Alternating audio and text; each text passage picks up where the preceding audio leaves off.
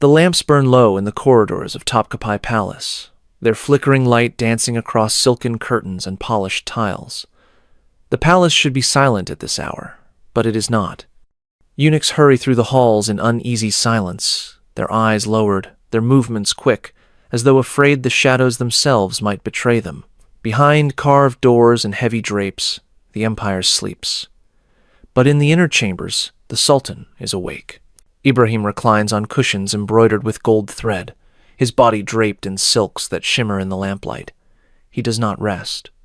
His eyes are wide, fevered, darting from servant to servant as he issues command after command. No one dares to hesitate. Every gesture of his hand sends men scurrying. Every word spoken is treated as law. To question him is to risk ruin. To disobey him is to risk death. And what he commands is not the business of empire, not laws, not armies, not diplomacy. What pours from his lips are orders of obsession and desire, demands so strange, so obscene, that even his own chroniclers struggled to describe them. These walls, heavy with history, now echo with acts that would stain the memory of the empire forever. This was a man who ordered his entire harem drowned in the Bosporus, women dragged screaming into the waves by the hundreds. This was a man who showered animals with jewels, who staged grotesque spectacles in his own palace chambers, who delighted in humiliations so twisted that those who recorded them centuries ago could only shake their heads in disbelief. You may think you know stories of mad rulers. You may think you have heard the worst of Caligula or Nero. But Sultan Ibrahim, remembered in whispers as the mad, belongs in their company, and perhaps even surpasses them. His reign is a catalogue of perversion, lust without restraint, and cruelty sharpened into ritual. Across the next 7 practices, you will see the depths of his madness, his obsessions, his grotesque appetites, and the horrors he inflicted on those trapped within his palace walls. And the final act, the last practice of Ibrahim the Mad, is so grotesque that even the Ottomans themselves tried to erase it from memory. Before diving into these forgotten stories of madness and cruelty, if you enjoy learning about the hidden truths of history, consider hitting that like button and subscribing for more content like this. And please comment below to let me know where you're listening from. The great doors of the Sultan's chambers open again, and the same ritual begins. Eunuchs step forward in silence, their robes brushing the tiles, their faces as unreadable as stone. Behind them shuffle a line of pale-faced girls. Some glance nervously at one another. Others stare at the floor, but all know what awaits. They have been brought here not for service, not for music or dance, but for one thing only, to satisfy the daily demand of Sultan Ibrahim. From the moment he ascended the throne, Ibrahim became consumed by an obsession that would define his rule. Virgins were to be supplied to him constantly, not once a month, not once a week, every single day. Records tell us that he treated this like the management of an army, names, ages, and origins, carefully logged by scribes, as if intimacy were nothing more than numbers in a ledger. And what started as indulgence quickly grew into something monstrous. But it gets worse. Ibrahim soon demanded that entire provinces send their daughters to the capital. Couriers carried sealed orders to governors who scrambled to obey. Caravans, once filled with grain and cloth, now delivered frightened girls. Families who hesitated were pressured. Families who agreed were rewarded with gold that often felt more like hush money than tribute. The message was clear. The Sultan's appetite was now an empire-wide priority. Inside Topkapi, the girls were transformed into offerings. Bath attendants scrubbed them until their skin shone raw, perfumers drenched them in rosewater, and jewelers fitted them with gold bangles.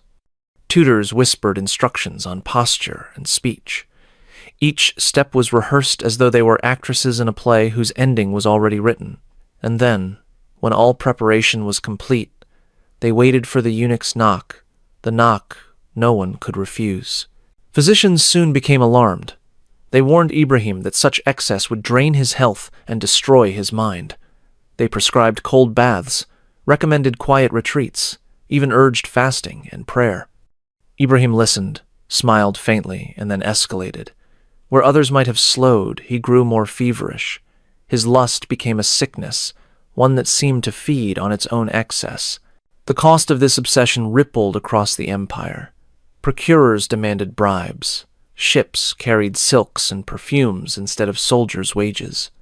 Coin that should have built fortresses disappeared into the palace to pay for gowns and jewels for women who were discarded after a single night. Soldiers grumbled. Merchants whispered. Istanbul buzzed with rumor. Their sultan was not a ruler, but a man drowning in his own desires. And yet, the horror was not just financial. For the women themselves, life in Ibrahim's harem was a cycle of terror. Some feigned illness, coughing theatrically in hopes of being overlooked. Others prayed that, if summoned once, it would be only once, better to be discarded than to be remembered. The unlucky learned that novelty was the only coin Ibrahim valued. Once touched, they were often cast aside, left to wander the palace's endless corridors like ghosts, forbidden to leave, but forgotten all the same. Picture it. Hundreds of women living in silken captivity, their beauty reduced to numbers, their fate decided by the Sultan's boredom. Rooms filled with quiet weeping, eunuchs pacing like wardens. And Ibrahim tallying his victories as if each conquest proved his power.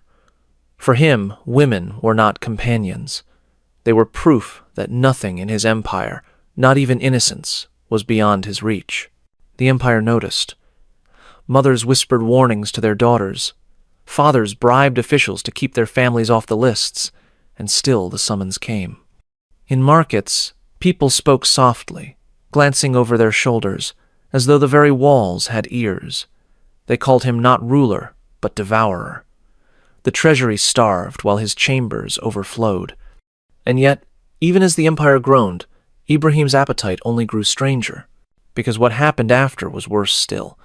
Virgins were no longer enough. His lust twisted into demands that shocked even the eunuchs trained to obey without question. Commands were whispered that made servants lower their eyes in shame. Attendants who had endured every excess of the palace now exchanged uneasy glances. The rituals of preparation became rituals of dread. This was not indulgence anymore. It was the first step down a darker road, one that would lead Ibrahim from ordinary lust into practices so grotesque that even his own chroniclers hesitated to describe them. The Sultan had consumed innocence itself, and now his hunger turned toward desires far more disturbing. Virgins were not enough. His lust grew stranger, turning to acts that disgusted even his closest attendants. The court chroniclers, men accustomed to recording executions, wars, and palace intrigues, hesitated when they came to this part of Ibrahim's reign. Their pens scratched reluctantly across the parchment, as though even to write it might dishonor the page. They described a sultan whose lust twisted so far beyond human boundaries that it blurred into the realm of animals. And whether every detail was fact or embroidered by scandal, the stories survived because they were so outrageous that even his enemies could not resist repeating them. One tale, repeated in multiple sources, tells of Ibrahim's fascination with a cow. Not livestock, not an animal to be milked or slaughtered, but an object of desire. He supposedly fell so deeply in love with this creature that he decorated it with jewelry fit for a queen. Gold chains draped across its neck, gems glittered on its hide, and courtiers were ordered to bow their heads as it was paraded before them. The Sultan, who had hundreds of concubines at his command, devoted his attention to a beast as if it were his empress. But it gets worse. The story claims that Ibrahim did not merely lavish gifts. He commanded attendants to bring the cow into his chambers, to treat it with the same reverence given to his favored women. Was this exaggeration from hostile chroniclers trying to brand him as insane? Perhaps. Yet the detail with which the accounts are recorded suggests that his behavior, at the very least, shocked those forced to witness it. Even if embroidered, the fact that the rumor existed at all tells us how far his reputation for perversion had spread. The whispers did not stop at one cow. Some stories claim Ibrahim's fascination extended to other animals, that he indulged in acts so debasing that the chroniclers themselves avoided specifics. They wrote only that his appetites were against nature, and that his commands left even seasoned palace servants in stunned silence. The exact details have been lost to time, but what remains is the impression. Ibrahim's reign was marked not just by lust, but by lust twisted into grotesque shapes that even his contemporaries struggled to comprehend. Imagine the palace servants, bound by duty, forced to carry out such orders. Eunuchs leading jeweled animals through corridors meant for statesmen, attendants averting their eyes as their ruler blurred the line between man and beast. In Topkapi, where once the fate of empires was decided, the greatest question of the night became whether the Sultan's appetite would humiliate the court further. And what happened after was inevitable. The empire began to whisper. Soldiers in the barracks spoke of their sultan not as a leader, but as a madman enthralled by animals. Merchants in Istanbul repeated stories they barely believed, but could not ignore.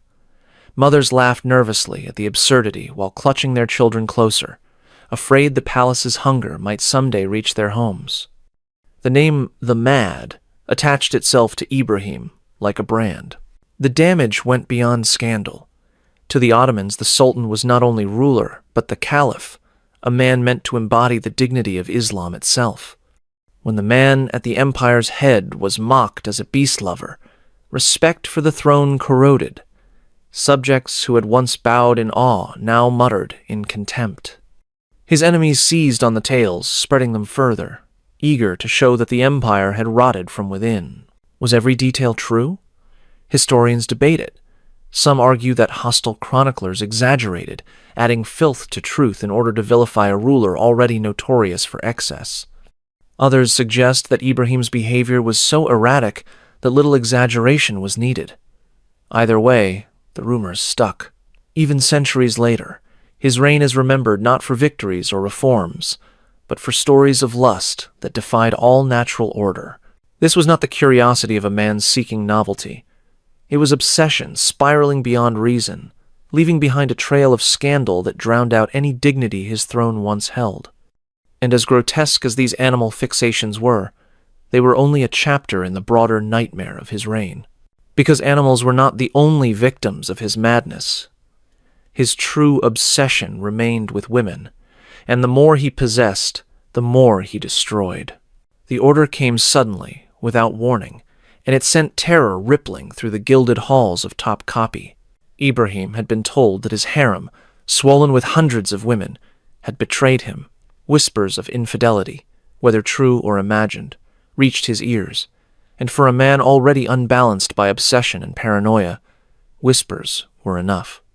In a single command, he sealed the fate of nearly 300 women. Guards rushed into the harem. Silks rustled. Perfume clung to the air, but beauty could not mask fear. Eunuchs, once protectors of the women, now served as their jailers, binding wrists with rope, dragging them from their chambers. Screams pierced the corridors. Some women begged, others cursed. Still others collapsed in silence, their terror too heavy for words. The palace that had once been their prison now became their grave. Dragged through the courtyards, the women were herded like cattle toward the waiting boats moored on the Bosporus. Imagine the scene. Hundreds of concubines in chains, their jeweled anklets clattering uselessly, their fine robes tearing against the stones. The narrow streets around the palace filled with the echo of their cries as citizens craned their necks in disbelief. Few dared to speak, but all who saw it remembered. The boats groaned as they filled. Rowers, themselves trembling, avoided the eyes of their passengers. Orders were barked, ropes pulled taut, and the vessels pushed off into the dark waters. Torches along the shore flickered, casting long shadows across the waves. The women clutched at each other, praying, weeping, some throwing themselves at the guards in desperate defiance. It made no difference. At a signal, the bindings were tightened. Weighted sacks were thrown across fragile bodies. Then the guards heaved them overboard. One by one, in groups, in shrieking clusters, they splashed into the black water. The Bosporus swallowed their voices. Those who tried to rise were shoved back down with poles. A few fought to cling to the sides of the boats until their fingers broke or were cut away. The current carried the rest into the night. Not all perished. Accounts say a handful of women were spared, favorites who had managed to convince the Sultan of their loyalty, or those hidden by eunuchs who could not bear to see them die. But the majority never returned. The palace that had once boasted of its harem was emptied, its chambers echoing with absence. Where laughter and music had once filled the gardens, there was only silence. The empire recoiled. Mothers across the provinces whispered warnings to their daughters. Never enter the palace. Never believe promises of wealth or luxury. What had once been seen as the pinnacle of fortune, to be chosen for the Sultan's harem, now carried the stench of death. Even loyal governors hesitated before sending daughters to Istanbul, fearing that beauty might be rewarded not with jewels but with a watery grave. The chroniclers preserved the memory with cold precision. They described the slaughter not as rumor, but as fact, an event so shocking it could not be hidden. Even among the cruelties of Ottoman history, the drowning of the concubines stands out as one of the darkest episodes. Whether motivated by jealousy, paranoia, or pure madness, Ibrahim had transformed the Bosporus, that glittering artery of trade and empire, into a tomb for hundreds of innocent women. And what happened after was just as chilling. The palace was forced to replenish the harem almost immediately. Eunuchs were dispatched once more to scour the empire, collecting new girls to replace those who had perished. The cycle of procurement resumed, as though 300 lives had meant nothing at all. For the Sultan, it was no more than an episode, forgotten as quickly as it was commanded. But for the people of Istanbul, and for the families who lost daughters, it was unforgettable. Picture the waterfront in the weeks that followed. Fishermen hauling in nets heavy with more than fish. Mothers lighting candles for girls who would never return. Whispers spreading through the markets about what had really happened that night. The Bosporus, usually a symbol of life and trade, became a reminder of the Sultan's madness, its waves carrying stories darker than any merchant's tale. This massacre did more than earn Ibrahim the title of the Mad. It corroded trust in the throne itself. The Sultan was supposed to protect the honor of his household, to guard the women within his palace. By slaughtering them en masse, he broke one of the unspoken contracts of Ottoman rule. His court recoiled, his subjects whispered, and his enemies waited. The drowning of the concubines was not only an atrocity, it was a crack in the foundations of empire. But Ibrahim was not finished. For all the horror of mass execution, his cruelty extended further. Even the women who survived his commands were subjected to degradation so grotesque that survival itself became a kind of torment. Because his cruelty did not stop with mass executions. The women he kept were forced to endure humiliations few could survive. The drowning of the concubines might have suggested a man exhausted by his own lust, a ruler who had finally reached the end of appetite. But for Ibrahim, it was only a pause before invention. The harem, once the most guarded and sanctified space in the empire, became his personal stage for degradation. What followed were not simply indulgences, but humiliations, acts designed to strip dignity from the very women who embodied the prestige of the Sultan's household. Picture the gardens of Topkapi, their marble fountains trickling in the evening light. Now imagine those same fountains running sticky with syrup. Ibrahim ordered his concubines to wade into pools filled with honey, syrup, and molasses, their bodies glistening under torchlight. He then commanded others to lick the sweets from their skin as eunuchs and attendants looked on. This was not intimacy, but spectacle, designed to amuse a sultan whose boredom demanded ever stranger diversions. But it gets worse. These games were not private indulgences kept behind closed curtains. Servants whispered the stories into the city. Eunuchs, unable to contain their disgust, allowed rumors to escape into the streets of Istanbul. Within weeks, markets buzzed with tales of the Sultan's honey-soaked harem, of women reduced to playthings in grotesque pageants of appetite. For an empire that prided itself on dignity and discipline, these reports struck like poison. Ibrahim's taste for humiliation extended beyond food. Chroniclers speak of bizarre rituals where women were dressed in costumes, made to crawl or perform animal-like tricks before their master. Some were forced to sing obscene songs, others ordered to act out crude scenes while courtiers watched. The palace, which had once projected solemn grandeur, was transformed into a carnival of shame. Imagine the weight of this humiliation. These were not common women. Many were daughters of nobles, gifted or surrendered to the Sultan, with the expectation of honor. In the harem, their families believed they would rise above ordinary life, clothed in silks and protected by the might of the empire. Instead, they found themselves herded into grotesque performances, their worth measured only in the amusement they provided. The consequence was corrosive. Ministers who learned of the spectacles could not confront Ibrahim directly, but their respect for him withered. Religious scholars, hearing rumors, muttered about sacrilege. Even the Sultan's mother, Kösem Sultan, who had long shielded him, struggled to control the whispers. Ibrahim was not merely indulging private lust, he was dragging the dignity of the throne into the mud. And still, the games grew more elaborate. He commanded banquets where concubines served not as companions, but as plates, their bodies covered in fruits and sweets to be plucked and eaten while they lay motionless. He delighted in watching women forced to laugh, sing, or dance in degrading ways, punishing those who hesitated. For Ibrahim, humiliation was entertainment. For the women, it was survival. Public perception turned darker. The harem had always been a place of fascination, shrouded in mystery, whispered about but rarely understood.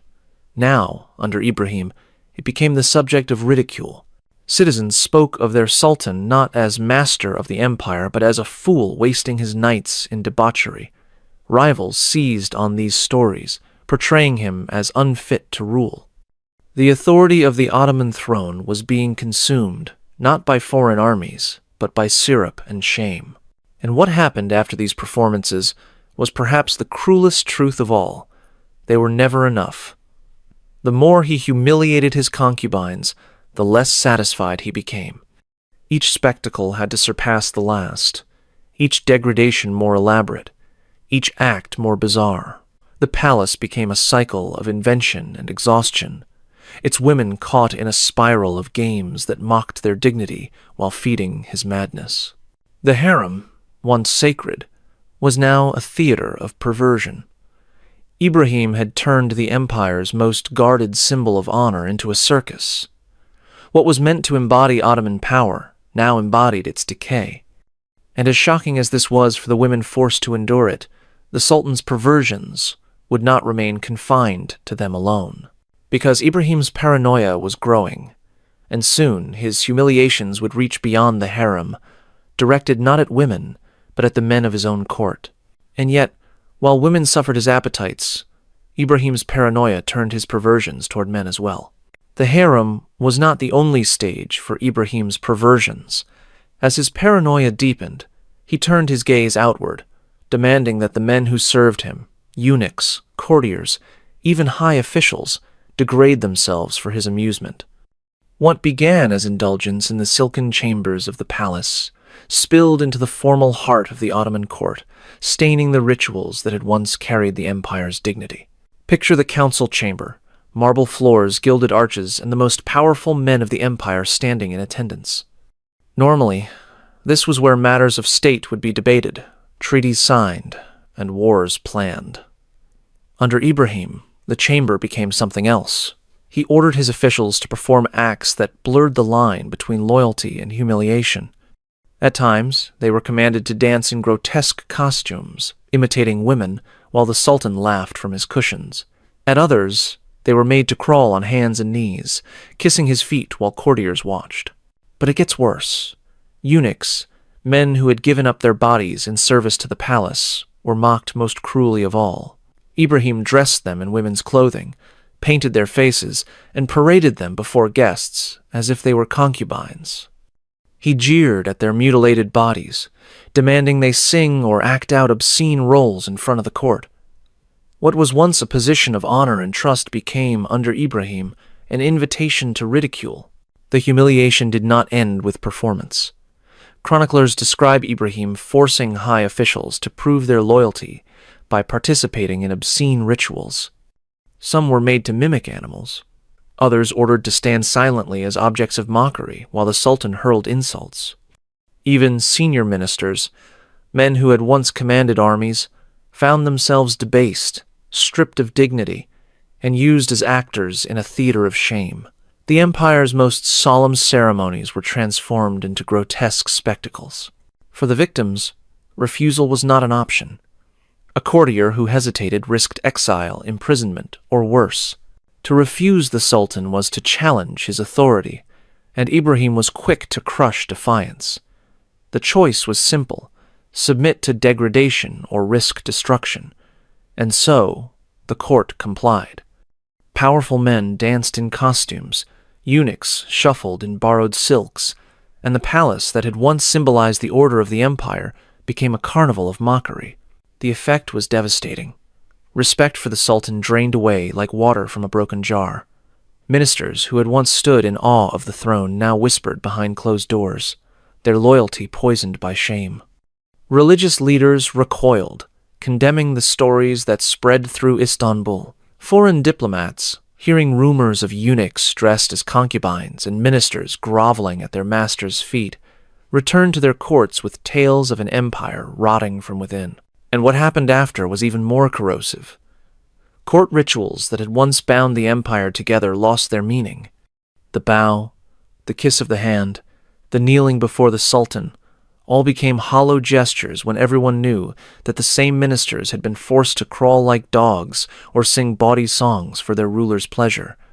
The dignity of office collapsed, leaving only obedience through fear. For Ibrahim, this was triumph. By degrading the men around him, he believed he proved his absolute power. By mocking eunuchs, he showed that even those closest to him had no dignity left to protect. But for the empire, it was disaster. Authority built on humiliation cannot last. Every sneer, every forced performance, every obscene ritual planted seeds of hatred that would eventually grow into conspiracy. The chroniclers record the mood of the time in stark terms: fear in the palace, contempt in the city, and disgust across the empire. Ministers who once enforced his will began to plot in secret. Eunuchs who once guarded him began to whisper of betrayal. The very tools Ibrahim used to prove his dominance became the cracks that would one day shatter it. This was no longer just perversion. It was paranoia, expressed through cruelty, corroding the pillars of empire. The Sultan, who had once humiliated women, now humiliated men, until no one around him retained dignity. And in doing so, he transformed his own court into an arena of fear and shame. But when lust mixed with paranoia, Ibrahim's madness reached its bloodiest climax. The drowning of the concubines, the syrup-soaked humiliations, the mockery of eunuchs, each might have been enough to mark Ibrahim forever as the mad. But his appetites kept shifting, growing stranger, turning toward extremes that baffled even those accustomed to his whims. Among the strangest of all was his obsession with women of extraordinary size. Punch the scene. The palace doors open not for a slender maiden, but for a woman whose body dwarfs those around her. She is paraded into the harem, draped in silks stretched to their limit, her steps slow but steady, her figure impossible to ignore. Ibrahim watches with delight. This, he declares, is beauty. Not the untouched virgins of his earlier obsessions, not the honey-slicked concubines of his games, but women whose size defied expectation. The most infamous of these was a woman known as Şekerpare, the sugar lump. Chroniclers describe her as weighing more than 300 pounds, a figure so unusual in the 17th century that she became a living symbol of Ibrahim's peculiar desires. She was not hidden away in some secluded chamber. Instead, Ibrahim paraded her openly as his favorite, elevating her above rivals who had once been the jewels of the harem. But it gets worse. Ibrahim's fascination was not passive admiration. He staged feeding rituals, commanding attendants to bring mountains of sweets, sherbets, and meats. Shekharpare was encouraged, even forced, to gorge before him, her excess an act of devotion to the Sultan's pleasure. Sometimes other women were required to feed her, each morsel a public performance of Ibrahim's control. What should have been private became a spectacle, designed to shock and amuse in equal measure. The court could not ignore it. Ministers muttered that the empire's gold was being spent not on soldiers or fortresses, but on delicacies meant to satisfy the Sultan's bizarre obsession. The kitchens of Topkapi groaned with endless orders of sweets, candied fruits, and pastries, all to maintain the body of one woman whom Ibrahim declared the epitome of beauty. Chroniclers record the palace overflowing with sugar at a time when the empire strained under war and debt. For Ibrahim, Shekharpare became more than a favorite concubine. She was a statement. In elevating her, he mocked the expectations of his court. Where tradition prized refinement and elegance, he exalted enormity and indulgence. He made her a symbol of defiance against the whispers that called him unfit to rule. To parade her was to parade his power. The Sultan could love whom he wished, no matter how grotesque others found it. But the people noticed. Outside the palace walls, the name Shekharpare spread like wildfire. Citizens of Istanbul whispered and laughed, mocking their sultan's taste.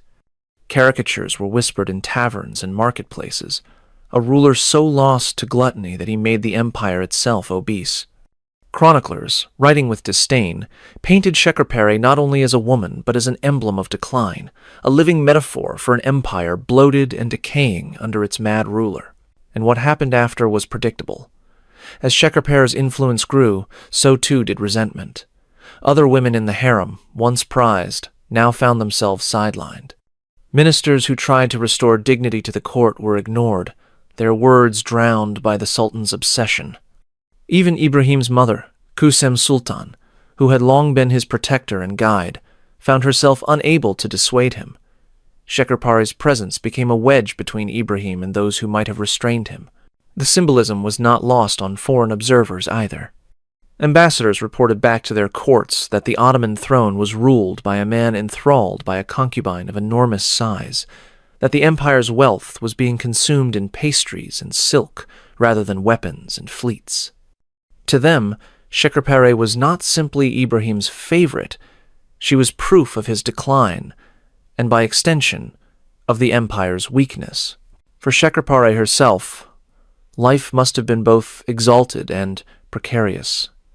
She was raised to heights no other concubine could dream of, her name etched into the chronicles of an empire. Yet she was also bound to a ruler whose favor was as unstable as his mind. To be Ibrahim's obsession was both privilege and peril, a spotlight that could turn to shadow at any moment. This obsession with Shekharpare, and with women who embodied excess, was the clearest sign that Ibrahim's lust was no longer about desire at all. It was about control, about spectacle, about defiance. He was not only indulging appetites but staging them as political theater, forcing his court and his empire to witness desires that mocked tradition and dignity alike. But even this, as grotesque as it was, did not mark the end. Ibrahim's reign spiraled further, from syrup baths to mass drownings, from eunuch humiliations to sugar-drenched banquets. Each act stretched the boundaries of what his empire could endure. And yet, the darkest was still to come, because none of this compares to his final act, a perversion so grotesque that even his mother, the formidable Sultan, and the court that had long shielded him, could no longer protect him. The palace had seen many horrors under Ibrahim, syrup-drenched games, mass drownings, grotesque humiliations, but the act that sealed his fate was darker still. It was not lust this time, nor spectacle, but cruelty turned inward, aimed at the very blood he was meant to protect. Punch the scene. Topkapi Palace, night. The Bosporus glitters under the moon, black water rippling against the stone walls. Eunuchs move swiftly through the halls, their arms carrying bundles swaddled in silk. The bundles are not treasures, they are infants. Rumors swept through the palace that Ibrahim had been told of betrayal within the harem, whispers that women were plotting against him, that even the children born in his chambers might one day threaten his rule. Paranoia, sharpened by years of excess, consumed him. And so he gave the order. The infants were to be thrown into the Bosporus. Some sources claim that only one child was targeted, his infant son, Prince Mehmed, not yet able to walk or speak, drowned by the Sultan's own decree. Others insist the crime was larger. Multiple children of the harem, sons and daughters alike, seized from their mother's arms and carried into the night. We may never know the precise number. But what remains clear is that Ibrahim had crossed a line. Even his most loyal protectors could not ignore. Imagine the scene as the infants were dragged from their mothers. The wails of women echoed through the corridors, their nails clawing at the stone floors as they begged for mercy. Eunuchs, torn between obedience and horror, did not dare defy the command. Down at the water's edge, the bundles were cast into the sea. The cries of the children were swallowed by the waves, leaving behind only silence and the cold slap of water against stone. This was not indulgence. This was not lust. This was perversion of another kind, the destruction of innocence by the very man entrusted to guard it. In slaughtering his own blood, Ibrahim showed that nothing in his empire was sacred, not even the future of his dynasty. And what happened after was inevitable. His mother, Sultan, had shielded him for years. She had smoothed over his scandals, hidden his crimes, and reassured ministers that his excesses could be contained. But even she could not defend the drowning of infants. The court, already humiliated, already enraged, now saw only danger in leaving him on the throne. Ministers whispered, soldiers muttered, and eunuchs who once served him in silence began to conspire. In 1648, the conspiracy moved. Guards stormed his chambers. Ibrahim, unprepared, struggled in disbelief.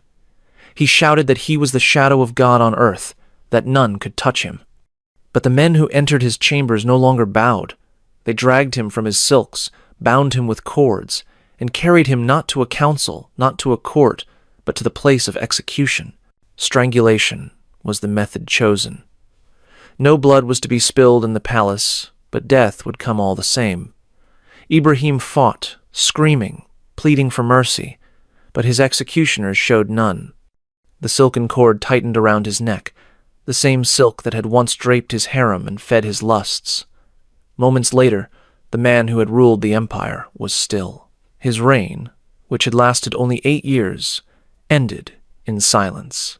The empire exhaled.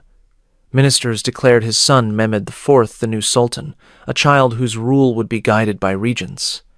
Ibrahim was buried, his grave marked not by grandeur but by shame. Chroniclers, who had once struggled to record his scandals, now wrote his downfall with grim satisfaction. And what happened after was telling. The memory of Ibrahim the Mad became a lesson whispered in the corridors of power. His reign was cited not as an age of glory, but as a warning of what happens when appetite becomes governance, when perversion replaces law, when a ruler consumes everything around him until nothing remains. The Bosporus, that dark water where hundreds of concubines and perhaps even infants had been cast, continued to flow, but in the memory of Istanbul, it flowed red. Families whispered of daughters taken and lost, of sons drowned before they could speak, of a sultan who turned the empire's beating heart into a theater of cruelty. In the end, Ibrahim's perversions destroyed not only his victims, but himself. His reign remains one of the most shameful chapters in Ottoman history. The palace falls silent. The silks that once shimmered under torchlight hang motionless. The corridors that once echoed with laughter, weeping, and whispered rumors now feel empty, the sound of footsteps replaced by the soft shuffle of servants who dare not speak too loudly. Topkapi stands, as it always has, marble, arches, gilded doors, but the shadow of its master has been extinguished. Ibrahim is gone, strangled in his own chambers, and yet his presence lingers in the air, like a stain that cannot be scrubbed clean. Return to the inner rooms, the cushions where he once reclined, the fountains where he once staged his grotesque games, the halls where eunuchs once carried trembling virgins. They are quiet now, but the memory clings. Every stone, every tapestry, every shadowed corner still whispers of what was done here. The empire tries to move forward, but the palace remembers. His reign lasted only 8 years. In the sweep of Ottoman history, that is little more than a breath. Other sultans ruled for decades, some dying on battlefields, others remembered for reform or conquest. But Ibrahim is remembered for something else entirely. He left behind no great laws, no victories carved into the empire's borders. Instead, he left stories of lust without measure, of cruelty without reason, of a ruler who devoured everything around him until nothing was left but ruin. The chroniclers did not forget. They wrote of his obsession with virgins, his grotesque fascination with animals, his drowning of hundreds of concubines, his syrup-soaked humiliations, his mockery of courtiers, his obsession with Şekerpare, and finally his command to drown infants in the Bosporus. Each act was more than excess. Each act corroded the foundations of the empire he ruled. By the end, even those who had once shielded him could no longer protect him. What makes Ibrahim's story so chilling is not just the acts themselves, but the speed with which they consumed him. In less than a decade, he bankrupted the treasury, humiliated his court, terrified his people, and shattered the dignity of the throne. He showed that an empire could survive battles against foreign armies, but not always battles against the appetites of its own ruler. And what happened after his death proved how fragile the empire had become. Ministers scrambled to restore order, declaring his young son Mehmed IV the new sultan. Kusum Sultan, the formidable mother who had protected her son for years, now turned her strength to guiding her grandson. The court cleaned the palace, refilled the harem, resumed the rituals. To the outside world, the empire presented a face of continuity. But inside Istanbul, people remembered. In taverns and marketplaces, stories of Ibrahim the Mad grew with every retelling. He was mocked, feared, cursed, but never forgotten. Foreign diplomats carried those stories back to their own courts. In Paris, Vienna, and London, tales of the Ottoman Sultan who lavished jewels on animals and drowned his own harem became fodder for ridicule. For centuries, Europe had feared the Ottomans as a disciplined war machine. Now, they laughed at the image of a ruler consumed by his own perversions. The shadow of Ibrahim stretched beyond the Bosporus, darkening the empire's reputation across the world. And yet, for all the ridicule, the stories hold something more. They remind us that cruelty is not always grand or noble. Sometimes it is petty, humiliating, obscene. Ibrahim's reign shows us how power, left unchecked, can twist into appetite that consumes wealth, dignity, and even blood. His story is not simply one of madness, but of the dangers of a throne that no one dares to challenge until it is too late. Picture again the Bosporus at night. The waves lap against the palace walls, carrying with them the memory of hundreds of women drowned by command, perhaps even infants cast into the dark. The water flows on, indifferent, but the people remember.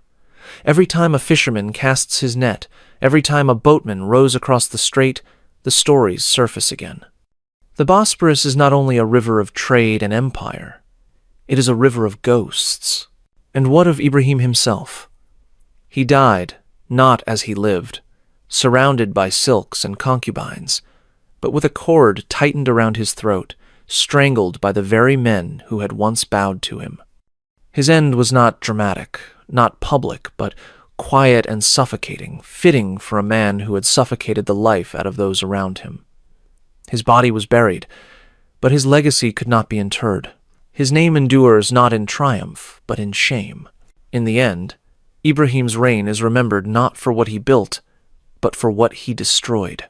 He consumed wealth until the treasury bled. He consumed women until the harem became a grave. He consumed dignity until the court itself was a circus of humiliation. And finally, he consumed his own blood, destroying the very future of his line. Centuries later, his shadow still stretches across the Bosporus. The stories told of him are not forgotten curiosities, but warnings. They remind us that empires fall not only to foreign armies, but to the rot that begins within. Ibrahim's reign is one of those rare moments when history looks directly at the abyss and records what it sees. He did not simply rule. He consumed women, wealth, dignity, even his own blood. And centuries later, his shadow still haunts the Bosporus. If this glimpse into history's hidden darkness has left you wanting to uncover more buried truths, I've prepared another journey into the shadows of the past that you won't want to miss. Click on the video appearing on your screen now to discover another shocking chapter that history tried to erase. And if you found this exploration as compelling as I did, hit that subscribe button so we can continue peeling back the layers of history together. These forgotten voices deserve to be heard, and there are so many more stories waiting to be told.